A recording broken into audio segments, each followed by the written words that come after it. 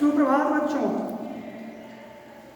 आप लोग अपना अपना अटेंडेंस बना लीजिए और कक्षा शुरू होने वाली है।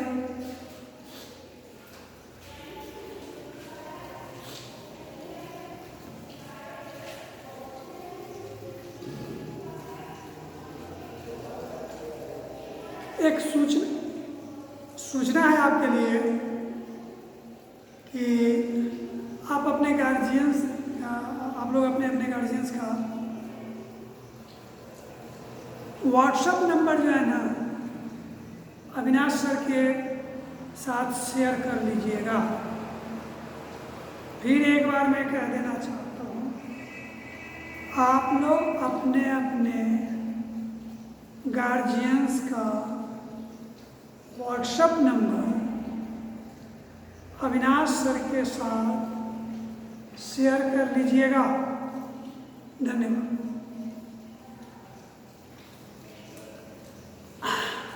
अब क्या मैं पढ़ाऊँ? जो मैं पढ़ाना था मुझे वो तो मैं रगड़ करके पढ़ा ही दिया।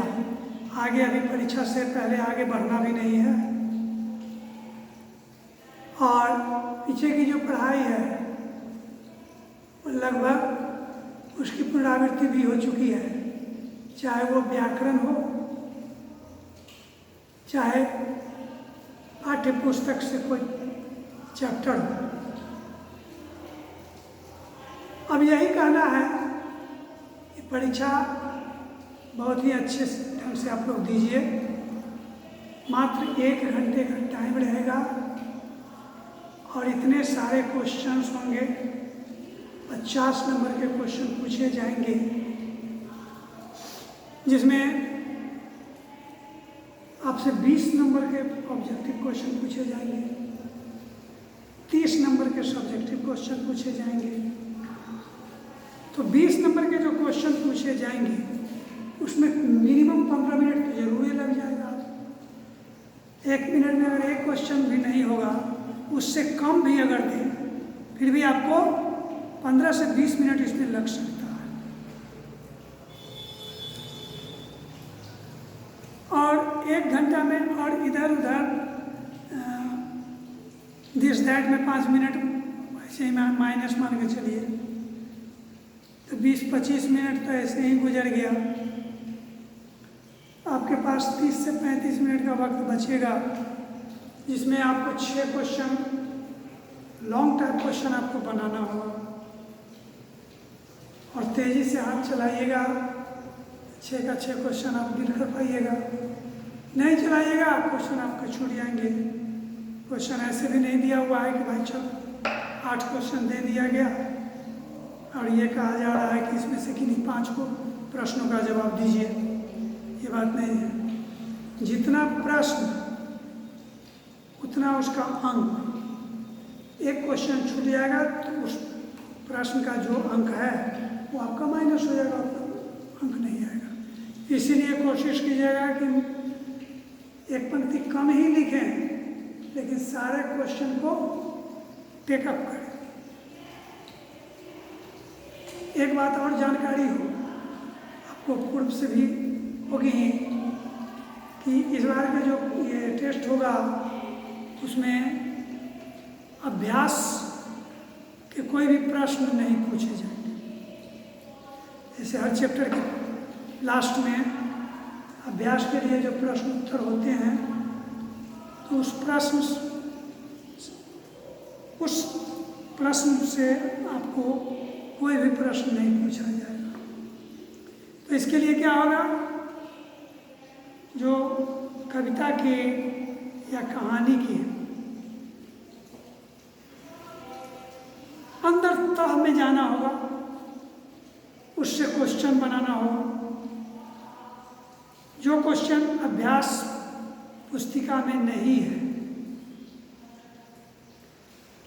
वैसा टाइप का क्वेश्चन बनाना है और उस क्वेश्चन का जवाब आपको देना है। तो ये आपसे भी संभव है अगर आप ध्यान से कविता या कहानी को एकाग्रचित होकर के पढ़िएगा तो खुद आपके जहन में भी नए नए प्रश्न उत्पन्न होने लगेंगे।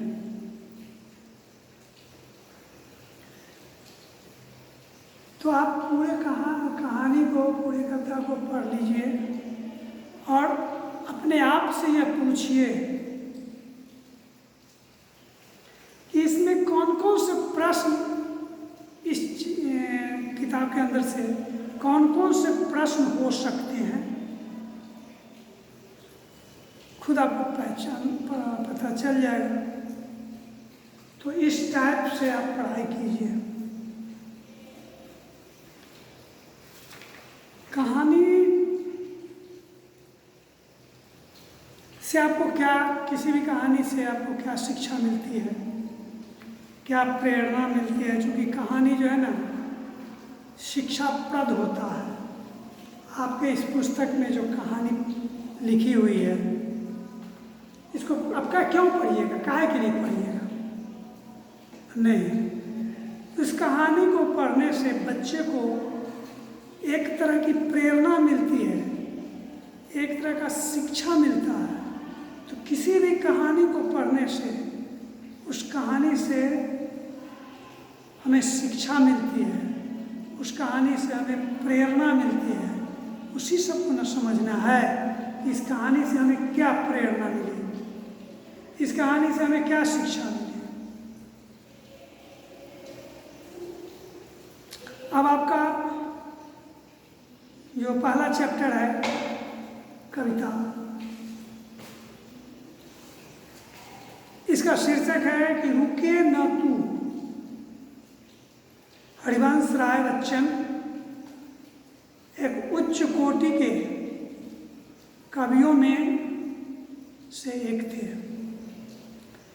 मूर्धन्य कवि के श्रेणी में हरिवंश राय बच्चन अमिताभ बच्चन के पिताजी उच्च कोटि के कवि माने जाते थे। उन्हीं का लिखा हुआ है यह कि धरा हिला गगन गुंजा, नदी बहा पवन चला, विजय तेरी ज्योति सी जल जला, भुजा भुजा फड़क फड़क, रक्त में धड़क धड़क, धनुष उठा प्रहार कर, तू सबसे पहला वार कर। अग्नि सी धधक धधक, हिरण सी सजग सजग, सिंह सी दहाड़ कर, सिंह सी शंख सी पुकार कर, रुके न तू थके न तू, झुके न तू थमे न तू, सदा चले थके न तू, रुके न तू झुके न तू। ये कहानी, ये कविता को पढ़ने से हमें क्या प्रेरणा मिलती है, ये बतलाइए। इस कविता में युग्म पद भी हैं, है ना? युग्म पद है पुनरुक्त। पुनरुक्त का मतलब वही सब फिर दोबारा बोला जाए, उक्ति, पुनः उक्ति, एक बार फिर बोलना, तो उसको पुनरुक्त शब्द कहते हैं। इसमें युग्म पद का मतलब होता है जोड़ा पद। तो यहाँ जो है ना, धधक धधक, सजग सजग, फड़क फड़क, क्या है? युग्म पद होते हुए भी जोड़ा तो है ही है, पुनरुक्त शब्द। एक बार बोलने के बाद फिर बोला गया, जब जब, तब तब, कब कब, नहीं जल्दी जल्दी, ये सब पुनरुक्त शब्द। तो ये जो कविता आपको मैंने पढ़ करके सुनाया। इसमें कवि हरिवंश राय बच्चन जी ने इस कविता के माध्यम से मनुष्य को निरंतर प्रगति के पथ पर आगे चलने का संदेश दिया है। और ये भी कहा है कि यदि कोई व्यक्ति पूरी लगन, पूरी निष्ठा और मेहनत से आगे बढ़ता है तो उसकी विजय निश्चित है, इसमें कोई दो मत नहीं है। अगर कोई भी व्यक्ति निष्ठापूर्वक पूरी लगन के साथ आगे बढ़ता है जीवन के मार्ग पर, मंजिल उसे अवश्य मिलती है, प्राप्त होती है। यद्यपि मंजिल को प्राप्त करने के लिए मार्ग में बहुत तरह के विघ्न बाधाएं आती रहती है, लेकिन उस विघ्न बाधा से हमें डरना नहीं है, उस विघ्न बाधा से हमें निराश होने की आवश्यकता नहीं है, उस विघ्न बाधा से हमें कांपने की आवश्यकता नहीं है, बल्कि दोगुनी उत्साह से उस विघ्न बाधा को फतह करने के लिए दोगुनी उत्साह से हमें आगे बढ़ना होगा। और जब हम आगे बढ़ेंगे तो हमें सफलता मिलेगी। ऐसे जो कर्मठ व्यक्ति होते हैं, ऐसे जो विघ्न बाधाओं को चुनौती देने वाले लोग होते हैं, उनको देखकर धरती भी हिल जाती है, आकाश भी गूंजने लगता है, नदी बहने लगती है, पवन तेज गति से चलने लगती है। इस खुशी में उस कर्मठ व्यक्ति के आगवानी में, उस कर्मठ व्यक्ति के स्वागत में प्रकृति भी उसका साथ देने लगती है। कब? जब तरह तरह के विघ्न बाधाओं को पार करते हुए व्यक्ति पूरी कर्मठता से आगे बढ़ता है, तब, क्योंकि इसमें तरह तरह की परीक्षा, इस मार्ग में तरह तरह की परीक्षाएं होती रहती है कि नहीं? और जब हम परीक्षा से निराश नहीं होकर और दुगुनी साहस के साथ आगे बढ़ते हैं, तब उस खुशी में पृथ्वी भी हिलने लगती है, आकाश में गर्जना होने लगती है, और नदी बहने लगता है, पवन तेज गति में चलने लगती है, और वो लोग भी अभिनंदन करते हैं और कहते हैं तुम्हारी विजय हो, तुम्हारी विजय हो।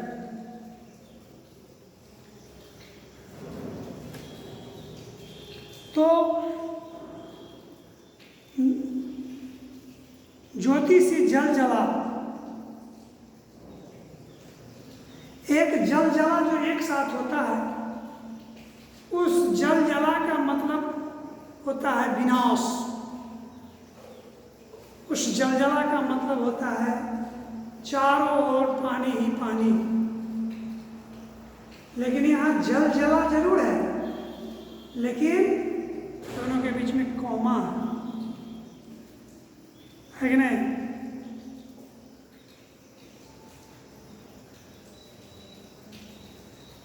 अब देखो, ज्योति की तरह जल से भी प्रकाश उत्पन्न होने लगा, जो कि असंभव बात है। केवल तुम्हारी कर्मठता को देखकर असंभव भी संभव होने लगा। कवि के शब्दों में कि जैसे दिया की ज्योति जलती है, उसी तरह जल जला, ज्योति सी जल। कैसा जल? यहां पर वो जल नहीं, पानी वाला जल नहीं, ज्योति के समान प्रज्वलित हो, जलो। जिस प्रकार दीपक होता है, तेल होता है, बाती होती है, जलना पड़ता है बाती को ही, न दीपक जलता है न कुछ। बाती स्वयं जल के और प्रकाश फैलाता है। उसी प्रकार जिस प्रकार ज्योति की लौ प्रकाशित होता है, बाती जलती है, उसी प्रकार कहता है जल। भुजा भुजा फड़क फड़क रक्त में धड़क धड़क, तुम्हारी भुजा में वो फड़क होनी चाहिए। आज सीमा पर सवार भारतीय सपूत हमारे पीर बाबुए, जो चीन को सबक सिखाने के लिए सीमा पर तत्पर हैं, उनके चेहरा पर वो प्रसन्नता, वो मुस्कान है। वो सोच रहे हैं कि वह शुभ घड़ी कब आएगी कि मैं अपने इस बाहुबल का प्रदर्शन करूंगा और भारत का 20 जवान जो है, जो कि 400 जवान पर भारी पड़ा था चीन में। ये 15 तारीख को जो डोकलाम में चीन के द्वारा गद्दारी किया गया, निहत्थे सैनिकों पर वार किया गया, बावजूद इसके हमारे भारत के सपूत वीर जवान 100 सैनिक उस 450 सैनिक पर भारी पड़े और अपने तो जान गंवाए ही, लेकिन 40 से 50 सैनिक अमेरिका के ढेर कर दिए। इधर का 20 सैनिक ढेर हुआ। आज भी मैं टीवी पर देखता हूँ कि सीमा पर जो है, जितने भी सैनिक हैं, किसी का मन मलिन नहीं है, किसी का मन उदास नहीं है कि हाँ भाई लड़ाई हो जाएगा तो हम रहेंगे कि नहीं। उसको और गर्व होता है, भारत माता के लिए शहीद अगर हम हो गए तो इससे बढ़कर के गर्व की बात क्या है। अभी उसका भुजाएं फड़क रही है, अभी समझे कि नहीं, पूरा मुस्कुराता हुआ उसका स्माइलिंग फेस है कि कब हमको ऑर्डर मिले कि बस चढ़ाई कर दे, तो वह भुजा फड़क फड़क क्यों करते हैं। और जब भुजा फड़कता है तो रक्त में खूनों के संचार इतनी तेजी से दौड़ती है कि शरीर में धड़कन पैदा होती है। अब उसके बाद कहा जाता है कि धनुष उठाओ, प्रहार कर, धनुष उठाओ, प्रहार कर, और सबसे पहला वार कर। दुश्मन पर अगर पहला वार कर दिया तूने तो दुश्मन का कलेजा वैसे ही छोटा हो जाएगा। और कैसे वार कर? अग्नि के समान धधक और दुश्मन पर वार कर, हिरण के तरह लेकिन सजग रह, क्योंकि अपने दुश्मन पर वार कर रहे हो। सतर्कता गई दुर्घटना हुई, सतर्क तो रहना ही पड़ेगा बाबू। सतर्क रहते हुए दुश्मन को परास्त करो।